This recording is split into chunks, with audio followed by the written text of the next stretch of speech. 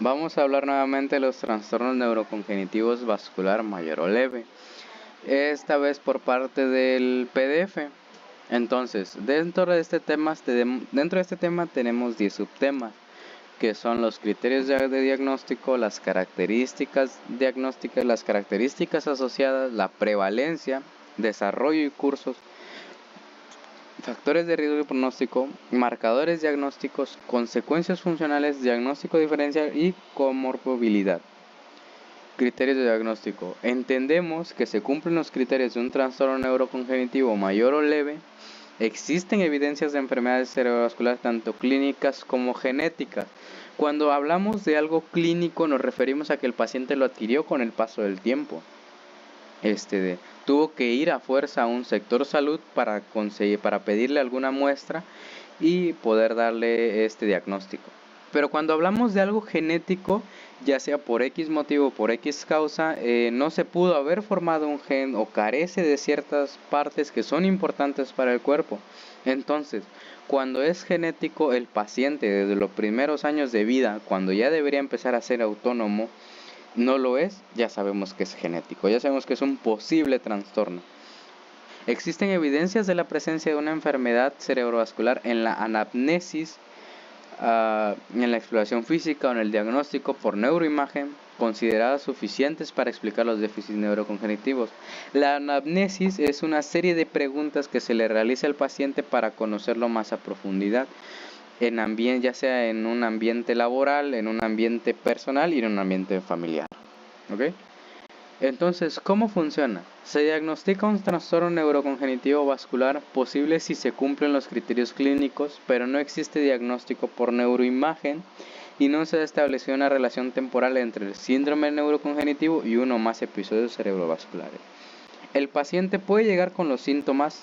Claro que sí, pero mientras no tengas una neuroimagen, es un posible trastorno. No puedes dar o especular como tal que es un trastorno sí o sí.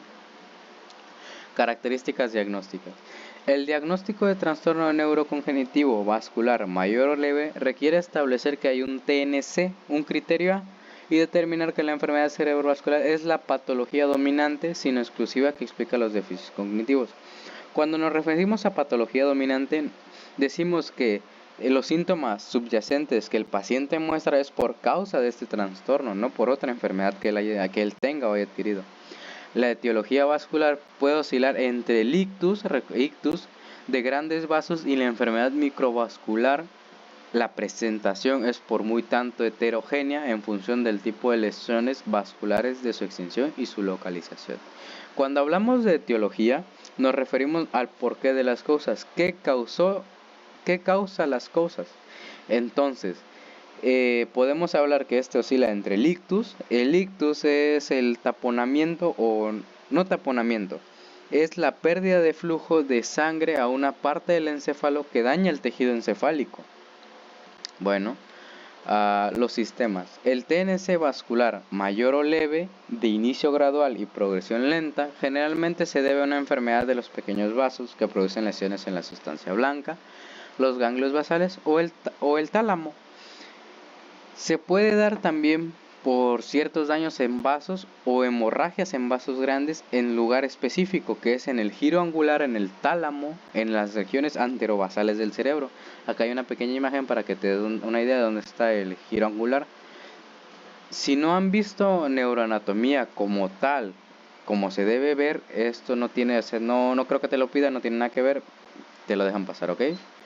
Entonces, características asociadas que apoyan al diagnóstico. El desarrollo de síntomas depresivos de inicio tardío acompañado de lentitud psicomotora y disfunción ejecutiva es una presentación común entre los ancianos con enfermedad isquémica progresiva de pequeños vasos. Aquí te está dando a entender los síntomas que puede presentar esta persona mayor, este anciano.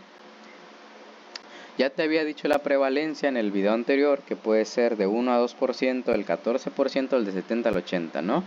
Bueno, aquí dice que la prevalencia en Estados Unidos, las estimaciones de la prevalencia de la demencia vascular entre la población oscilan entre el 0 a 2% en el grupo de edad de 65 a 70 años y el 16% de los individuos de 80 años o más. Desarrollo y curso. El trastorno neurocongenitivo, vascular, mayor o leve, puede aparecer en cualquier edad, aunque la prevalencia aumenta de manera exponencial después de los 65 años. Aquí entra lo genético. Cuando una persona ya está en edad autónoma, que ya debe realizar por sí solo sus cosas, y no lo hace, ya podría ser un posible trastorno por causas genéticas. No se formó algún gen, le falta ciertas partes que son complementarias para el cerebro, por X motivo, ¿no? El TNC vascular mayor o leve, puramente subcortical, puede tener un curso lentamente progresivo que emula al TNC mayor o leve debido a la enfermedad de Alzheimer. Factores de riesgo y pronóstico. Tenemos los factores ambientales, que son las consecuencias neurocongenitivas de lesión vascular cerebral, estas influenciadas por factores asociados a la neuroplasticidad, como la educación, el ejercicio físico y la actividad mental. Por estas simples cosas puedes derivar a un trastorno neurocongenitivo. Genéticos y fisiológicos. Los principales factores de riesgo del TNC vascular mayor o leve son los mismos que los de las enfermedades cerebrovasculares y abarcan la hipertensión, la diabetes, el tabaquismo, la obesidad, los niveles de colesterol elevados, los niveles de homocisteína elevados, otros factores de riesgo, aterosclerosis y arteriosclerosis, la fibrilación articular y otras situaciones que aumentan el riesgo de embolias cerebrales. Una embolia es el taponamiento repentino de una arteria, de una arteria, como tal, eso es una embolia. Marcadores de diagnóstico.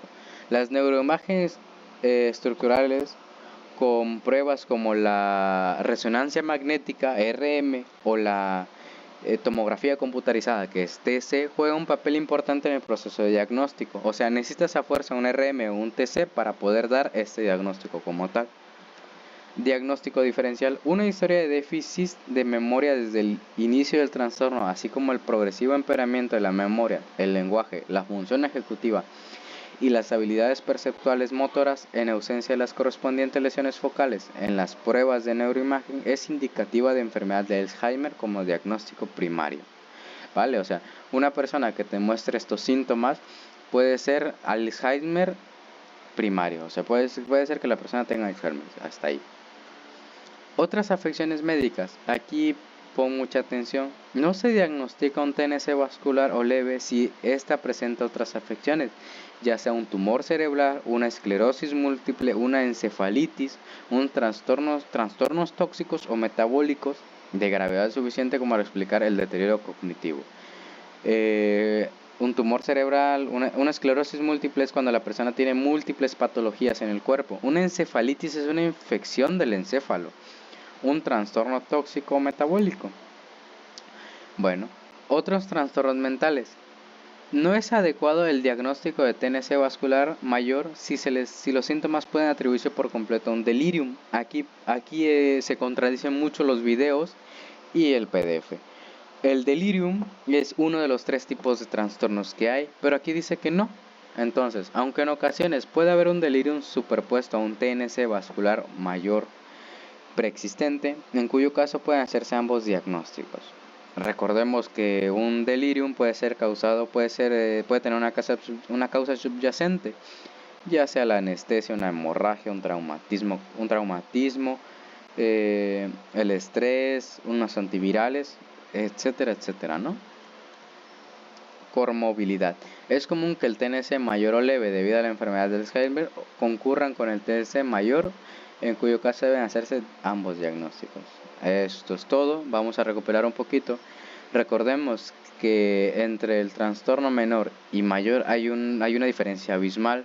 Recordemos que el menor es una persona que aún es autónoma, que aún puede realizar las cosas por sí sola, pero necesita de ciertos apoyos, ya sea alarmas, apuntes, notas, etcétera, listas y etcétera, ¿no? Y una persona con el trastorno neurocongenitivo mayor ya es una persona que no es autónoma ni eficiente, necesita fuerza de un agente externo para poder realizar sus cosas. Espero que esto te ayude a complementar. Desde mi punto de vista, el primer video que te di es prácticamente todo el tema resumido, que es desde la 120 hasta la 120 6:27 que te tocó. A ti te tocó de las 6:23 a las 6:30 creo. Bueno, el primer video me abarca desde las 6:20 en adelante. Espero que puedas complementar con este video y cualquier cosa que necesites, házmelo saber.